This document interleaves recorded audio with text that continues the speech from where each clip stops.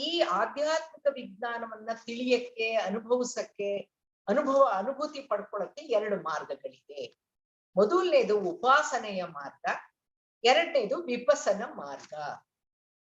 ಈ ಉಪಾಸನೆಯ ಮಾರ್ಗ ಅಂತಂದ್ರೆ ನಮ್ಮನ್ನ ಮೀರಿರುವಂತಹ ಒಂದು ಶಕ್ತಿ ಇದೆ ಅಂತ ನಂಬಿ ಭಕ್ತಿಯಿಂದ ಪೂಜಿಸೋದು, ಭಗವಂತನ ಬೇಡೋದು, ಪ್ರಾರ್ಥಿಸೋದು, 3 ಕೋಟಿ ದೇವದೇವತೆಗಳನ್ನ ಪೂಜಿಸೋದು, ಜಪ, ಭಜನೆ ಇತ್ಯಾದಿಯಲ್ಲಿ ತೊಡಗೋದು. ಅಂದ್ರೇನು?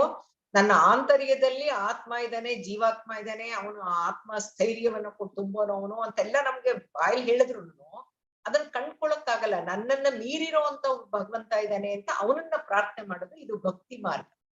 ಹಾಗಾಗಿ ಇದನ್ನ ಉಪಾಸನೆಯ ಮಾರ್ಗ ಅಂತ ಹೇಳ್ತಾರೆ. ಎರಡನೇ ಮಾರ್ಗ ವಿಪಸನ ಮಾರ್ಗ. ಈ ವಿಪಸನ ಮಾರ್ಗದಲ್ಲಿ ಧ್ಯಾನದಿಂದ ನಮ್ಮ ಅಂತರ್ಶಕ್ತಿಯನ್ನ ನಾವು ತಿಳ್ಕೊಂಡು ಆತ್ಮ ಸಂಬಂಧಿತ ವಿಶೇಷವಾದ ಸೃಷ್ಟಿ ಸಿದ್ಧಾಂತವನ್ನ ಅರ್ಥ ಮಾಡ್ಕೊಳ್ಳೋದು, ವಿಧಾನಗಳನ್ನ ಅಭ್ಯಾಸ ಮಾಡೋದು, ಈ ವಿಪಸನ ಧ್ಯಾನದ ಮೂಲಕ, ವಿಪಸನ ಮಾರ್ಗದ ಮೂಲಕ ಥರ್ಡ್ ಐ ಅಂತ 3ನೇ ಕಣ್ಣು ಅಂತ ಏನ್ ಹೇಳ್ತೀವೋ ಅದನ್ನ ತೆರೆಸ್ಕೊಡುವಂಥದ್ದು. ಸೊ ಇದು 2 ಮಾರ್ಗ. ಇದು ಹೇಗೆ ಅಂದ್ರೆ ಒಂದು ಮೆಟ್ಲು ಇದ್ದ ಹಾಗೆ ಮೊದಲನೇ ಮೆಟ್ಲು ಉಪಾಸನೆಯ ಮಾರ್ಗ, ಎರಡನೇದು ವಿಪಸನೆಯ ಮಾರ್ಗ. ನಮ್ಗೆ ಆ ಉಪಾಸನೆಯಲ್ಲಿ ನಮ್ಗೇನ್ ಸಿಗುತ್ತೆ ಸಿಗಲ್ಲ ಅಂತ ನನಗೆ ಗೊತ್ತಾದ್ಮೇಲೆ ಆಮೇಲೆ ನಾನು ವಿಪಸನ ಮಾರ್ಗಕ್ಕೆ ಹೋಗ್ತೀನಿ. ಏನು ನೋಡ್ದೇನೆ, ಯಾವುದೇ ರೀತಿಯ ಒಂದು ಭಕ್ತಿ ಮಾರ್ಗ ಏನು ಇಟ್ಕೊಳ್ದೇನೆ ತಕ್ಷಣ ಭಗವಂತ ಅಂತ ಹೊಟ್ಟೋಗ್ತೀನಿ ಅಂತ ಹೋಗಕ್ಕಾಗಲ್ಲ. ಆದ್ರಿಂದ ಅದು ಒಂದ್ ಹಂತ. ಅದಾದ್ಮೇಲೆ ನೆಕ್ಸ್ಟ್ ನಾವು ಹೋಗ್ಬೇಕಾಗ ಅದಕ್ಕೆ ಸಿಕ್ಕಾಕೋಬಾರ್ದು, ಅಲ್ಲೇ ನಿಲ್ಬಾರ್ದು, ನಾವ್ ಅಲ್ಲಿಂದ ಮುಂದಕ್ಕೆ ವಿಪಸನ ಮಾರ್ಗಕ್ಕೆ ಹೋಗ್ಬೇಕು ಅಂತ ಪತ್ರಿ ಸರ್ ಹೇಳ್ತಾರೆ. ಈಗ ಉಪಾಸನೆ ಅಂದ್ರೆ ಅದನ್ನ ಈಗ ಡೆಫಿನೇಷನ್ ನಿಂದ ಹೋಗೋಣ. ಅದನ್ನ ಪದ ವಿಂಗಡಣೆ ಮಾಡಿದ್ರೆ ಉಪ ಪ್ಲಸ್ ಆಸನ ಅಂದ್ರೇನು? ಅದು ಪ್ರಧಾನ ಆಸನವಲ್ಲ, ಅದು ಉಪ ಆಸನ ಅಂದ್ರೆ ಪಕ್ಕದಲ್ಲಿ ಕೂತ್ಕೊಳ್ಳುವಂಥದ್ದು. ಅಲ್ಲಿ ಮುಖ್ಯವಾಗಿ ಆರಾಧನಾ ವಿಧಾನ ಹೇಗೆ ಅಂದ್ರೆ ಮಂತ್ರೋಪಾಸನೆ ಇರುತ್ತೆ. ಪೂಜೆ ಮಾಡೋದು, ಮಂತ್ರ ಪಠನ ಮಾಡಿ ಮಾಡಿ ಮಾಡಿ ಮಾಡಿ ಕೊನೆಯಲ್ಲಿ ಶಬ್ದದಿಂದ ನಿಶ್ಶಬ್ದದ ಸ್ಥಿತಿಗೆ, ಮಂತ್ರರಹಿತ ಸ್ಥಿತಿಗೆ ನಾವು ತಲುಪೋದೇನೆ ಧ್ಯಾನ, ವಿಪಸನ ಮಾರ್ಗ ಆಗುತ್ತೆ. ಈ ಪೂಜಾ ವಿಧಾನದಲ್ಲೂ ಕೂಡ ವ್ರತಗಳ ರೀತಿ ನೀತಿಯಲ್ಲೂ ಕೂಡ ಧ್ಯಾನಂ ಅಂತ ಬರುತ್ತೆ. ಆದ್ರೆ ಯಾರು ಆ ಪೂಜಾ ಸಮಯದಲ್ಲಿ ಪೂಜಾ ವಿಧಿಯಲ್ಲಿರುವಂತಹ ಧ್ಯಾನ ಮಾಡೋದೇ ಇಲ್ಲ. ಯಾಕೆ ಅಂತ ಗೊತ್ತಿಲ್ಲ, ಅಂತ ಗೊತ್ತಿಲ್ಲದೆ ಇರಬಹುದು. ಅದಕ್ಕೆ ಪೂಜೆ ಮಾಡುವಾಗ್ಲೂ ಕೂಡ ಪೂಜೆಯಿಂದ ಧ್ಯಾನಂ ಅಂದ್ಬಿಟ್ಟು ನಿಲ್ಲಿಸ್ತಾರೆ. ಆ ಟೈಮ್ನಲ್ಲಿ ಧ್ಯಾನ ಮಾಡ್ಬೇಕು ಅಂತಿರೋದಂದ್ರೆ ನಾವೇನೊಂದು ಸಂಕಲ್ಪ ಮಾಡಿದೀವೋ ಅಥವಾ ನಾವೇನ್ ಪ್ರೇ ಮಾಡಿದೀವೋ ಅದನ್ನ ಮನಸ್ಸೋ ಇಚ್ಛೆ ನಮ್ಮ ಪಾಡಿಗೆ ನಾವು ನಿಶ್ಶಬ್ದ ಸ್ಥಿತಿಗೆ ಹೋಗ್ಬಿಟ್ಟು ಆ ಸಂಕಲ್ಪವನ್ನ ನಾವು ಮನಸ್ಸಿಗೆ ತಿಳಿಸೋ ಅಂತ, ಕಣ್ಣು ಮುಚ್ಚಿ ತಿಳಿಸೋ ಅಂತ ನನ್ನ ವಿಧಾನ. ಆದ್ರೆ ಅದ್ ಯಾತಕ್ಕೆ ಅಂತ ಗೊತ್ತಿಲ್ಲ. ವ್ರತಗಳೆಲ್ಲ ಆ ಧ್ಯಾನಂ ಅನ್ನೋ ಭಾಗನ ಸುಮ್ನೆ ಧ್ಯಾನಂ ಅಂದ್ಬಿಟ್ಟು ಮುಂದಕ್ಕೆ ಹೋಗ್ತಾ ಇರ್ತಾರೆ. ಈ ಶಕ್ತಿ ಸಂಚಾರ ಬಾಯಿಯಿಂದ ಹೊರಟು ವಿಶುದ್ಧ ಚಕ್ರದಲ್ಲಿ 5ನೇ ಚಕ್ರದಲ್ಲಿ ನಿಂತು ಬಿಡುತ್ತೆ. ಯಾವುದು? ಈ ಪೂಜಾ ವಿಧಾನದಲ್ಲಿ ನಾವು ಶುರು ಮಾಡಿದ್ದೆ ಆದ್ರೆ ವಿಶುದ್ಧ ಚಕ್ರದಲ್ಲಿ ಬಾಯಿ ಅಡ್ಡವಾಗಿರುವಂತ ಬಾಯಲ್ಲಿ ನಾವು ಶ್ಲೋಕಗಳನ್ನ ಮಂತ್ರೋಚ್ಚಾರಣೆ ಮಾಡಿ 5ನೇ ಚಕ್ರದಲ್ಲಿ ನಿಂತು ಬಿಡುತ್ತೆ. ಅಂದ್ರೇನು? ವಿಶುದ್ಧಕ್ಕೆ ಬಂದು ನಿಂತ್ಕೊಳ್ಳುತ್ತೆ.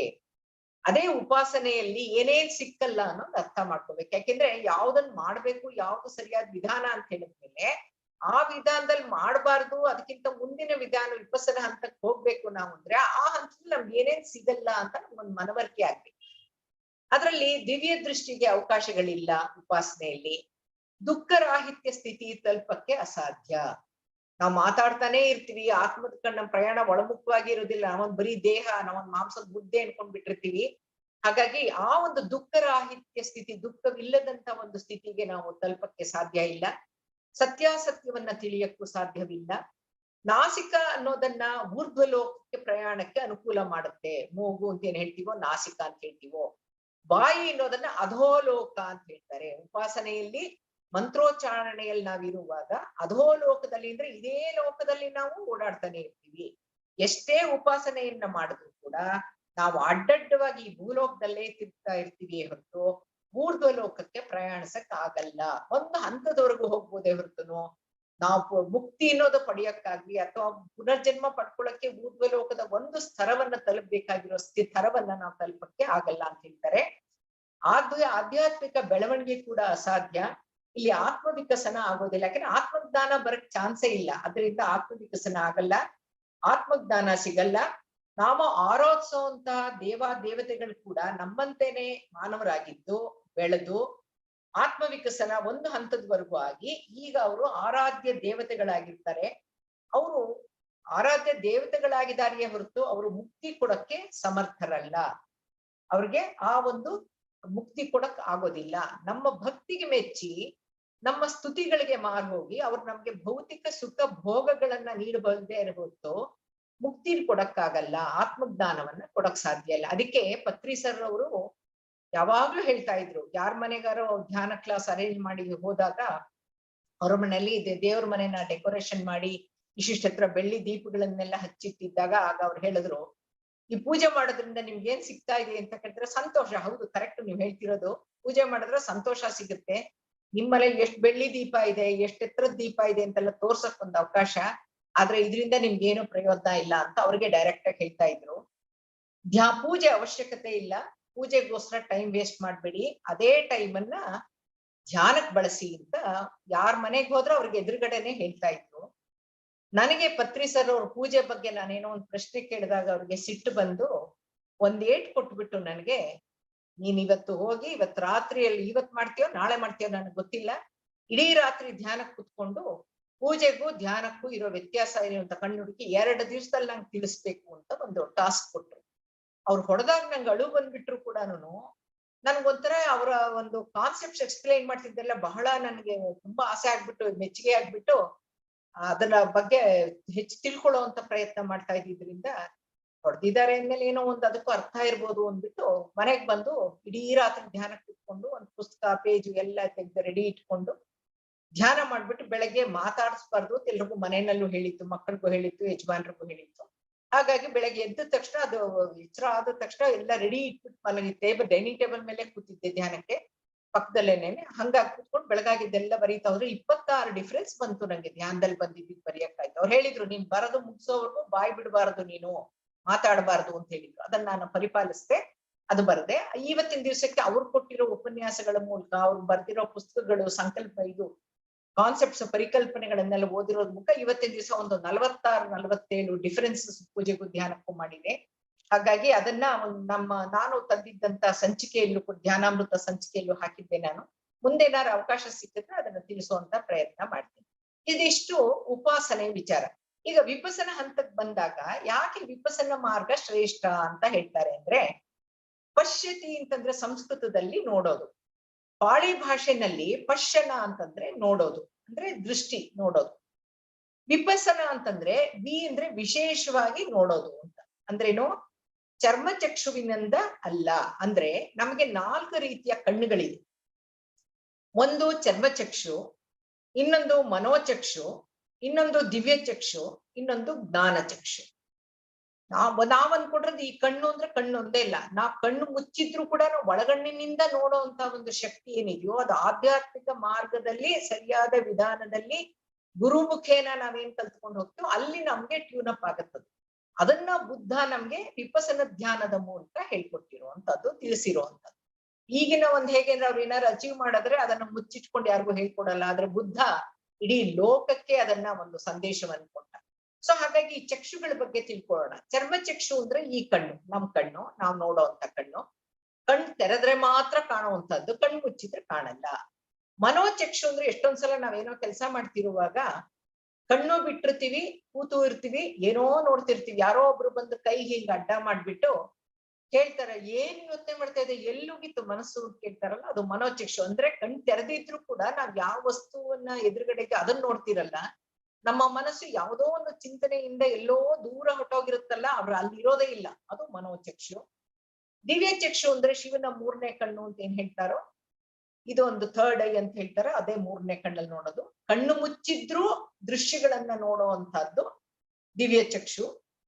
ಜ್ಞಾನ ಚಕ್ಷು ಅಂದ್ರೆ ಪರಬ್ರಹ್ಮ ಜ್ಞಾನವನ್ನ, ಆತ್ಮಜ್ಞಾನವನ್ನ ಪರಿಪೂರ್ಣವಾಗಿ ನಾವು ತಿಳ್ಕೊಂಡಾಗ ಸಹಸ್ರಾರದಲ್ಲಿ ಜ್ಞಾನ ಚಕ್ಷು ಓಪನ್ ಆಗುತ್ತೆ. ಅದನ್ನ ಪರಬ್ರಹ್ಮ ಜ್ಞಾನ ಅಂತಾರೆ. ಸೃಷ್ಟಿ ಸಿದ್ಧಾಂತ ಆತ್ಮಜ್ಞಾನವನ್ನ ಪಡೆದವನಿಗೆ ಮುಕ್ತಿ ಅಂತ ಸಿಗ್ತಾರೆ. ಅಂದ್ರೆ ನೀವು ಪ್ರಾಪಂಚಿಕವಾಗಿ ನೀವು ಎಷ್ಟೇ ಜ್ಞಾನಗಳನ್ನ ಪಡ್ಕೊಂಡ್ರು ಕೂಡ ಆತ್ಮಜ್ಞಾನ, ಆಧ್ಯಾತ್ಮಿಕ ವಿಜ್ಞಾನವನ್ನ ನೀವು ತಿಳ್ಕೊಳ್ಳೋವರೆಗೂ ನಿಮ್ಮ ಜ್ಞಾನ ಪರಿಪೂರ್ಣ ಆಗಲ್ಲ ಅನ್ನೋದು ಪತ್ರಿ ಸರ್ ಹೇಳಂತ. ನಿನ್ ದೇಹ ಅಂತ ಎಲ್ಲಿವರೆಗೂ ಅನ್ಕೊಂತೀಯೋ ಅಲ್ಲಿವರೆಗೂ ನೀನ್ ಅಜ್ಞಾನಿನೇ, ಮೂರ್ಖಾನೇ. ಭಜಗೋವಿಂದ ಮೂಢಮತೆಯಲ್ಲೂ ಹೇಳಿರೋದು ಅಂತದೇ ವಿಚಾರ. ಈಗ ವಿಪಸನ ಮಾರ್ಗಕ್ಕೆ ವಾಪಸ್ ಬರೋಣ. ಉಪಾಸನೆ ಬೇಡ, ವಿಪಸನ ಮಾರ್ಗದಲ್ಲಿ ಬಂದ್ರೆ ಅದರಲ್ಲೂ ಕೂಡ 3 ಹಂತ ಇದೆ. ಒಂದು ಆನಾಪಾನಸತಿ ಧ್ಯಾನ, ಎರಡನೇದು ಕಾಯ ಅನುಪಸ್ಸನ, ಮೂರನೇದು ವಿಪಸ್ಸನ. ಆನಾಪಾನಸತಿ ಅಂದ್ರೆ ಈ ಪದ ಬಂದಿರೋದು ಬುದ್ಧ ಹೇಳಿರುವಂತ ಪದ ಇದು. ಪಾಳಿ ಭಾಷೆನಲ್ಲಿದೆ. ಆನ ಅಂದ್ರೆ ಉಸಿರು ಒಳಗ್ ಹೋಗೋದು, ಅಪಾನ ಅಂದ್ರೆ ಹೊರಗ್ ಬರೋದು, ಸತಿ ಅಂದ್ರೆ ಜೊತೆಲಿರೋದು. ಅಂದ್ರೆ ಅರ್ಥ ಏನು, ನಾವ್ ಧ್ಯಾನ ಕೂತಾಗ ನಮ್ ಉಸಿರಿನ ಜೊತೆ ಇರೋದು ಅಂತ ಅಷ್ಟೇ ಅರ್ಥ. ಕಾಯ ಅನುಪಸ್ಸನ ಅಂದ್ರೆ ಪಶ್ಯನ ಅಂದ್ರೆ ನೋಡೋದು. ನೋಡಕ್ ಮುಂಚೆ ಈ ಥರ್ಡ್ ಐ ಓಪನ್ ಆಗಕ್ ಮುಂಚೆ ನಮ್ಮ ದೇಹಕ್ಕೆ ಕೆಲವು ಅನುಭವಗಳಾಗತ್ತೆ. ಯಾವ ಕಾಲದಲ್ಲಿ? ಧ್ಯಾನ ಕಾಲದಲ್ಲಿ. ಅದನ್ನ ಕಾಯ ಅನುಪಸ್ಸನ ಅಂದ್ರೆ ದೃಷ್ಟಿ ಪಡೆಯಕ್ ಮುಂಚೆ ದೇಹಕ್ಕಾಗೋ ಅನುಭವಗಳನ್ನ ಕಾಯ ಅಂದ್ರೆ ಶರೀರ, ದೇಹ, ಅನುಪಸ್ಸನ. ಮೂರನೇದು ಆ ಒಂದು ಕಾಯ ಅನುಪಸ್ಸನದ ಹಂತ ಮುಗಿದ ಮೇಲೆ ವಿಪಸ್ಸನ. ವಿಪಸ್ಸನ ಅಂದ್ರೆ ಥರ್ಡ್ ಐ ಓಪನ್ ಆಗೋದು. ಈ ಆನಾಪಾನಸತಿ ಧ್ಯಾನ ಮೂಗಿನಿಂದ ಮಾಡುವಂತ ಕ್ರಿಯೆ, ಬಾಯಿಂದ ಅಲ್ಲ. ಉಸಿರಾಟದ ಕ್ರಿಯೆಯನ್ನ ಪ್ರಜ್ಞಾಪೂರ್ವಕವಾಗಿ ಗಮನಿಸ್ತಾ ಉಸಿರಿನೊಂದಿಗಿರೋದೇನೆ ಆನಾಪಾನಸತಿ ಧ್ಯಾನ. ಈ ಧ್ಯಾನದಲ್ಲಿ ಏನಾಗುತ್ತೆ, ಶಕ್ತಿ ಚೈತನ್ಯದ ಹರಿಯುವಿಕೆ, ವಿಶ್ವಶಕ್ತಿಯ ಪ್ರವಹಿಸುವಿಕೆ ವಿಶುದ್ಧ ಚಕ್ರದಿಂದ ಪ್ರಾರಂಭ ಆಗಿ ಆಜ್ಞಾ ಚಕ್ರದ ಮೂಲಕ ಸಹಸ್ರಾರ ಸ್ಥಿತಿಗೆ ಕೊಂಡೊಯ್ಯುತ್ತೆ. ಈ ಪ್ರಾಸೆಸ್ ಅಲ್ಲಿ, ಈ ಪ್ರಕ್ರಿಯೆಯಲ್ಲಿ ಥರ್ಡ್ ಐ ಓಪನ್ ಆಗುತ್ತೆ. ಯಾರೇ ಗುರುವಾಗಕ್ಕೆ ಬಯಸಿದ್ರೆ ಅಥವಾ ಪರಮ ಗುರು ಆಗ್ಬೇಕು ಅಂತ, ಸದ್ಗುರು ಆಗ್ಬೇಕು ಅಂತ ಬಯಸಿದ್ದೆ ಆದ್ರೆ ಅದು ಧ್ಯಾನ, ತಪಸ್ಸು, ಮೌನ ಆಚರಣೆಯಿಂದ ಮಾತ್ರ ಸಾಧ್ಯ.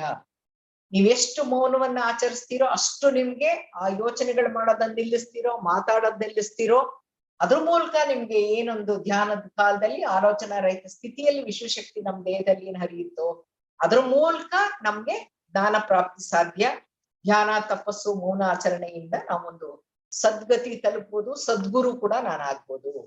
ನಾವು ನಾಸಿಕದಲ್ಲಿ ಸ್ಥಿತವಾಗುವ ಮೂಲಕ ಶ್ವಾಸದ ಮೇಲೆ ಅಂದ್ರೆ ಉಸಿರಿನ ಮೇಲೆ ನಮ್ಗೆ ಗಮನ ಇರೋದ್ರಿಂದ ನಾವು ನೇರವಾಗಿ ಸಹಸ್ರಾರ ಸ್ಥಿತಿಯನ್ನ ತಲುಪಿ ನಿರ್ವಾಣಮಯ ಕೋಶವನ್ನ ಕೂಡ ನಾವು ತಲುಪ್ತೀವಿ. ಈ ಆನಾಪಾನಸತಿ ಧ್ಯಾನವನ್ನ ರಾಜಯೋಗ ಸುಖ ಪ್ರಾಣಾಯಾಮ ಅಂತ ಹೇಳಿದ್ದಾರೆ ಪತ್ರಿಸರು. ಯಾಕೆ ರಾಜಯೋಗ ಸುಖ ಪ್ರಾಣಾಯಾಮ ಅಂತ ಹೇಳಿದ್ದಾರೆ ಅಂದ್ರೆ, ಕೂತ್ಕೊಳ್ಳುವಂತ ಆಸನ ಸುಖವಾದ ಆಸನ. ಅಂದ್ರೆ ಯಾವ ಭಂಗಿಯಲ್ಲಿ ನೀನು ಹೆಚ್ಚು ಹೊತ್ತು ದೇಹವನ್ನ ಅಲ್ಲಾಡಿಸ್ದೆ ಕೂತ್ಕೊಳ್ಳಕ್ ಸಾಧ್ಯನೋ ಅದು ಸುಖವಾದ ಆಸನ, ಸುಖಾಸನ. ರಾಜಯೋಗ ಅಂತ ಯಾಕೆ ಹೇಳಿದ್ದಾರೆ ಅಂದ್ರೆ, ಯಾವ ಕಾಲದಲ್ಲೂ ಯಾವ್ದಕ್ಕೂ ಕೂಡ ಹಠಯೋಗ ಅಲ್ಲ ಇದು. ಅಂದ್ರೆ ಬಲವಂತವಾಗಿ ಮಾಡೋ ಕ್ರಿಯೆ ಅಲ್ಲ. ಆರಾಮವಾಗಿ, ಆನಂದವಾಗಿ, ವಿಶ್ರಾಂತ ಸ್ಥಿತಿಯಲ್ಲಿ ರಿಲ್ಯಾಕ್ಸ್ ಮಾಡ್ಕೊಂಡು ಪಡೆಯುವಂಥದ್ದು. ಹಠಯೋಗ ಅಂದ್ರೇನು, ಬಲವಂತವಾಗಿ ಹಠದ ಮೂಲಕ ದೇಹವನ್ನ ದಂಡಿಸಿ ಉಸಿರಾಟದ ರೀತಿಗಳಲ್ಲಿ ವ್ಯತ್ಯಾಸಗಳನ್ನ ಮಾಡಿ ಸಾಧಿಸಿ ಸಿದ್ಧಿಗಳನ್ನು ಪಡೆಯೋದು. ಆದ್ರೆ ಬುದ್ಧನೂ ಕ್ಲಿಯರ್ ಆಗಿ ಹೇಳಿದಾನೆ, ಪತ್ರಿಸರು ಹೇಳಿದ್ದಾರೆ, ಸಿದ್ಧಿಗಳನ್ನು ಪಡೆಯುವಂತ ಒಂದು ಉದ್ದೇಶ ನಮ್ದಲ್ಲ. ಅದನ್ನ ನೀರಲ್ಲಿ ನಡಿಯಕ್ಕೋಸ್ಕರ 10 ವರ್ಷ ಸಾಧನೆ ಮಾಡಿ ನೀರ್ ಮೇಲೆ ನಡಕ್ ತೋರ್ಸೋದ್ ಕಥೆ ಇದೆ.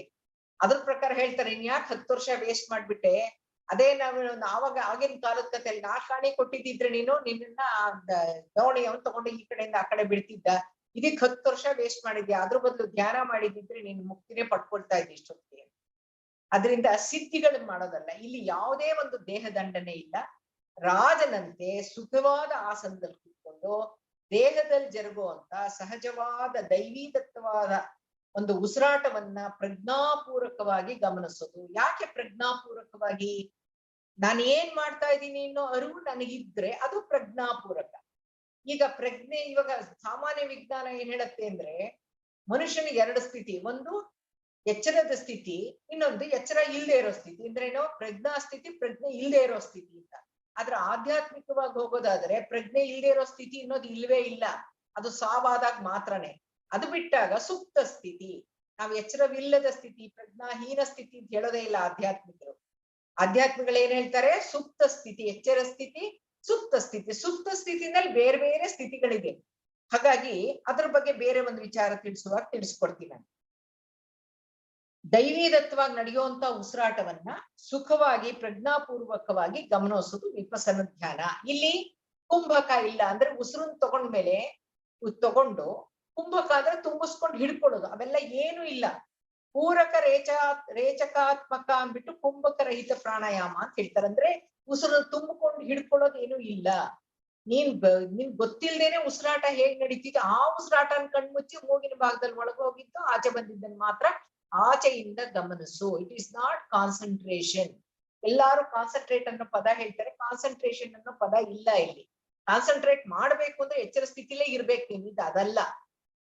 ಗಮನಿಸ್ತಾ ಗಮನಿಸ್ತಾ ಗಮನಿಸ್ತಾ ಅದೇನೇ ಉಸಿರಾಟ ಚಿಕ್ಕದಾಗಿ ಆಗಿ ಈ ಒಂದು ಭ್ರೂ ಮಧ್ಯದಲ್ಲಿ ನಿಂತ್ಕೊಳ್ಳುತ್ತಲ್ಲ, ಆ ಟೈಮ್ನಲ್ಲಿ ನಮ್ಗೆ ಕೆಲವು ದೈವಿಕ ಅನುಭವಗಳಾಗುವಂತದ್ದು. ಹಾಗಾಗಿ ನಮ್ಮ ಪ್ರಯಾಣ ಎಚ್ಚರ ಸ್ಥಿತಿಯಿಂದ ಸುಪ್ತ ಸ್ಥಿತಿಗೆ ತಲುಪಬೇಕಾಗಿರೋದ್ರಿಂದ ನಮ್ಮಿಂದ ಯಾವುದೇ ಕ್ರಿಯೆ ನಡೆಯಬಾರದು.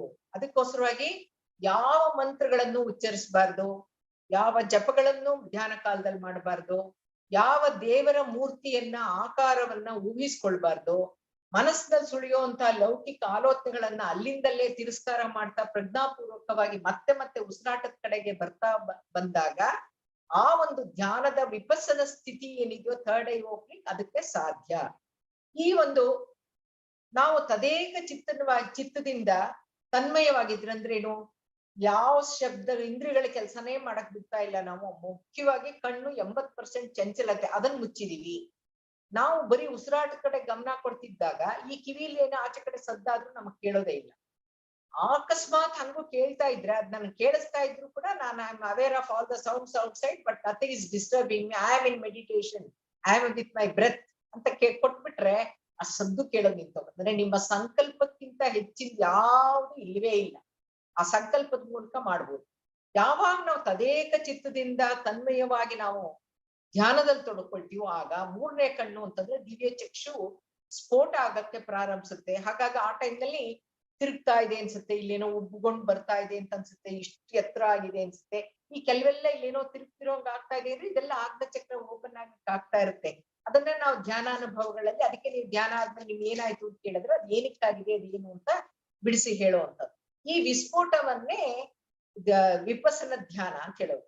ಈ ತನ್ಮತೆಯಲ್ಲಿ ಏನಾಗುತ್ತೆ ಅಂದ್ರೆ ಆಲೋಚನಾ ರಹಿತ ಸ್ಥಿತಿಯಲ್ಲಿ ಶಾರೀರಿಕ ಅನುಭವಗಳಾಗುತ್ತೆ. ಅಂದ್ರೇನು, ದೇಹದಲ್ಲಿ ಕೆಲವು ಅನುಭವಗಳ ಆಗೋದ್ ನಮ್ ಗಮನಕ್ಕೆ ಬರ್ತಾ ಇರುತ್ತೆ. ಅದನ್ನ ಕಾಯ ಅನುಪಶ್ಯನ ಅಂತ ಹೇಳ್ತಾರೆ. ಮೂರನೇ ಕಣ್ಣಿನಿಂದ ವಿಶೇಷವಾಗಿ ನೋಡೋದನ್ನ ವಿಪಸನ ಅಂತಾನು ಹೇಳಿದೀವಿ ನಾವು. ಈ ಅಂತಹ ಶಾರೀರಿಕ ಅನುಭವಗಳು ಏನಾಗಿರ್ಬೋದು, ಮೈ ಕೈ ಚುಚ್ಚಿದಂಗ ಆಗ್ತಾ ಇರ್ಬೋದು ಧ್ಯಾನ ಕಾಲದಲ್ಲಿ, ಧ್ಯಾನದಲ್ಲಿ ತೊಡಗಿರುವಾಗ ಬೆನ್ನು ನೋವು ಬರ್ಬೋದು, ದೇಹನೇ ಬೆಂಕಿಯಿಂದ ಹತ್ಕೊಂಡು ಉರಿತಾ ಇದೆ ಅಂತ ಅನ್ನಿಸ್ಬೋದು, ಭಯ ಆಗ್ಬೋದು, ಎಲ್ಲೋ ಹೋಗ್ಬಿಟ್ಟು ಬಿದ್ದಂಗ ಆಗ್ಬೋದು, ಆಕಾಶಕ್ಕೆ ಹಾರ್ದಂಗೂ ಆಗ್ಬೋದು, ದೇಹ ತಿರ್ಚಿದಂಗ ಆಗ್ಬೋದು, ಯಾರೋ ಎಳೀತಿದ್ದಾರೆ ಅಂತ ಹಂಗ ಅನ್ನಿಸ್ಬೋದು, ಕಿತ್ತು ಹೋಗ್ತಾ ಇದೆ ಅಂತ ಅನ್ನೋ ತರ ಇದೇ ಕಾಯ ಅನುಪಸನ.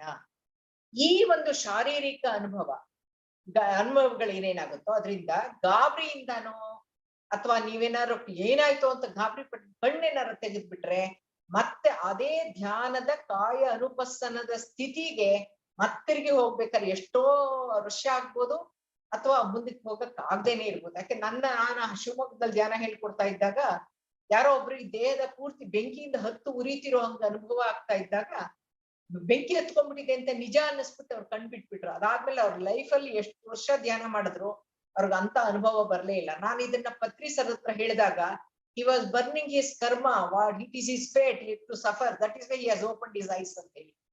ಅದರಿಂದ ಏನೇ ಅನುಭವ ಆದ್ರೂ ನಾವು ಕಣ್ಣು ತೆಗಿದೇನೆ ಆ ಅನುಭವದ ದೇಹದ ಅನುಭವದ ಜೊತೆ ನಾವು ಎಂಜಾಯ್ ಮಾಡ್ತಾ ಹಾಗೆ ಇದ್ರೆ ಕರ್ಮ ಬರ್ನ್ ಆಗುತ್ತೆ.